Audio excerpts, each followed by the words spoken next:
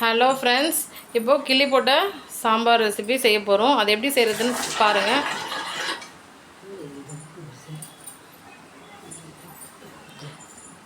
கிள்ளி போட்ட சாம்பார் செம்ம டேஸ்ட்டாக இருக்கும்.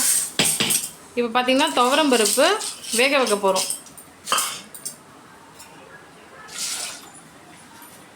ஸோ ஒரு பாத்திரத்தில் துவரம் பருப்பு போட்டாச்சு. அது மேலே தண்ணி ஊற்றிக்கலாம்.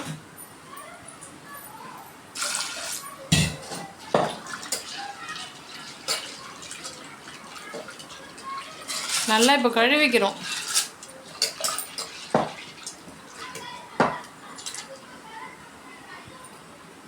கழுவி அந்த தண்ணியை இழுத்துடலாம்.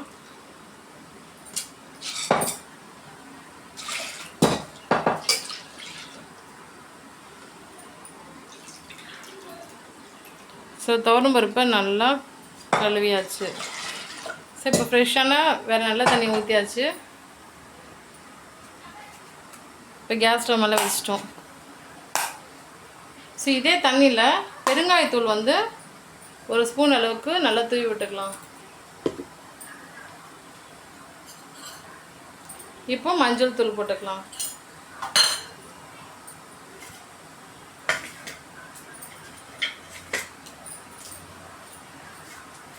ரெண்டு பச்சை மிளகாய் காம்பை கிள்ளிட்டு முழுசாக அப்படியே போட்டுடலாம். ஒரு முழு தக்காளியும் போட்டுடலாம். ஸோ இது எல்லாத்தையும்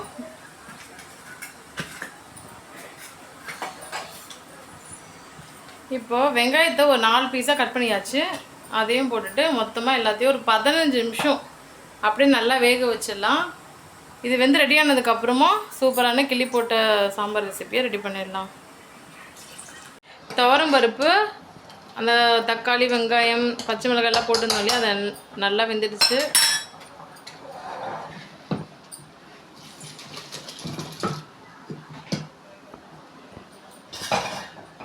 இப்போ நல்லா கடைஞ்சிக்கலாம்.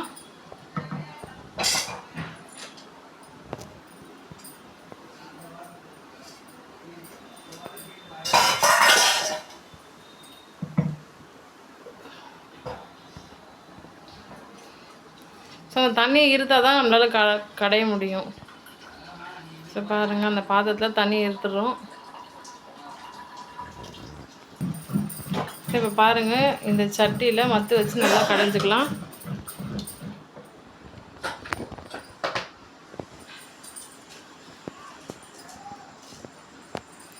ஸோ கல்லுப்பு போட்டு கடைஞ்சிக்கலாம்.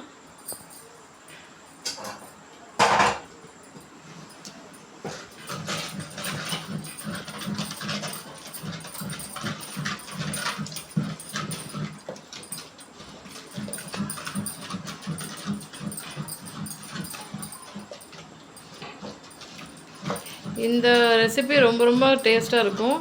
யூஸ்வலாக நம்ம செய்கிற சாம்பாரை விட கிள்ளி போட்ட சாம்பார் இன்னும் ரொம்ப நல்லாயிருக்கும்.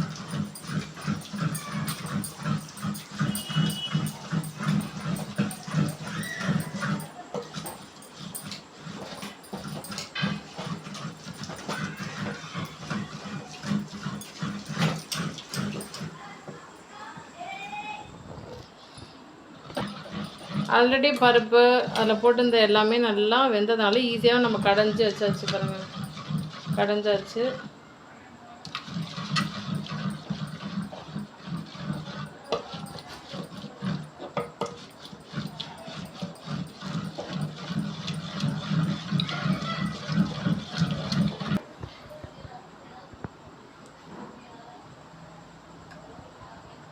நல்லா மசிச்சிட்டோம்.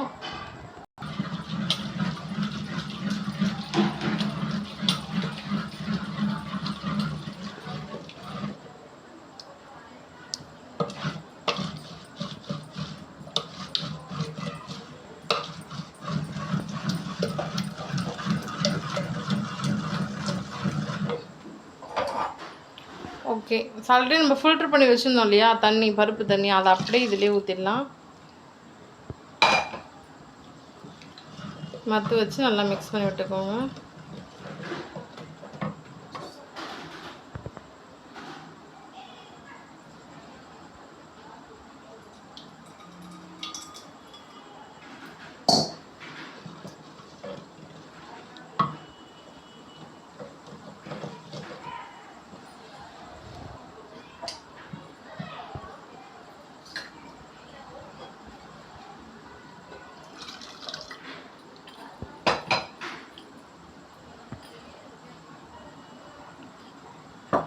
மறுபடியும் நம்ம கொஞ்சம் தண்ணி ஆட் பண்ணிக்கிட்டோம்.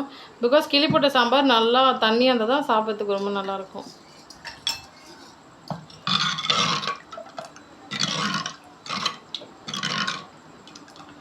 பாருங்கள், நல்லா மசிச்சிட்டோம். கரண்டி வச்சு தொலைவி பார்த்தாச்சு. இப்போ நம்ம தாளிக்க போகிறோம்.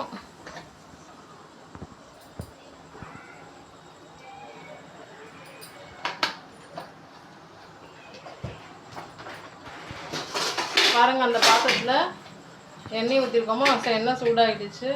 இப்போ கடுகு போட்டுக்கலாம்.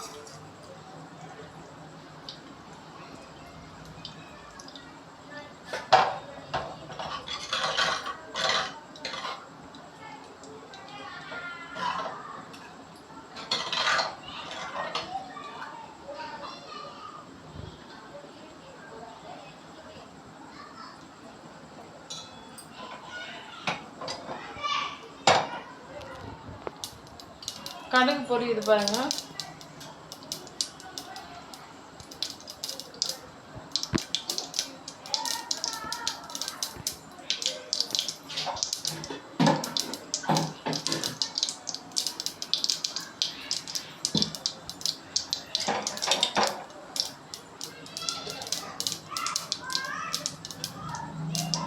பூண்டு ஒரு 4 பல்லு பூண்டை நசுக்கி போட்டாச்சு. காஞ்ச மிளகாவை கிள்ளி போட்டாச்சு.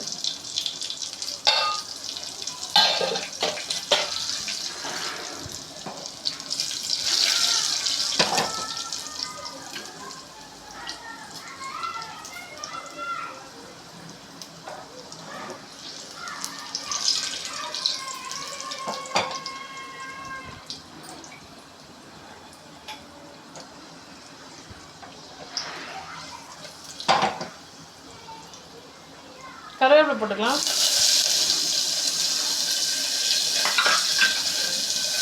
கொத்தமல்லி போட்டுக்கலாம்.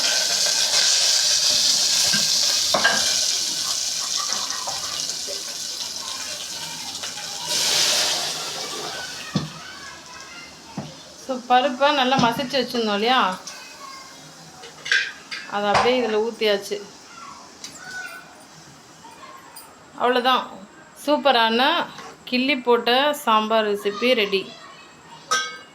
இந்த சேனலில் ஃபஸ்ட் டைம் பார்க்குறீங்கன்னா சப்ஸ்கிரைப் பண்ணி வச்சுக்கோங்க. இந்த வீடியோ உங்களுக்கு பிடிச்சிருந்தால் லைக் பண்ணுங்கள். உங்கள் ஃப்ரெண்ட்ஸ் அண்ட் ஃபேமிலி மெம்பர்ஸ்க்கு ஷேர் பண்ணுங்கள். நீங்களும் உங்கள் வீட்டில் இதே மாதிரி ரெசிபி சமைச்சிட்டு எப்படி இருந்துச்சுன்னு கமெண்ட் செக்ஷனில் கமெண்ட் பண்ணுங்கள். தேங்க்யூ ஸோ மச் ஃபார் வாட்சிங்.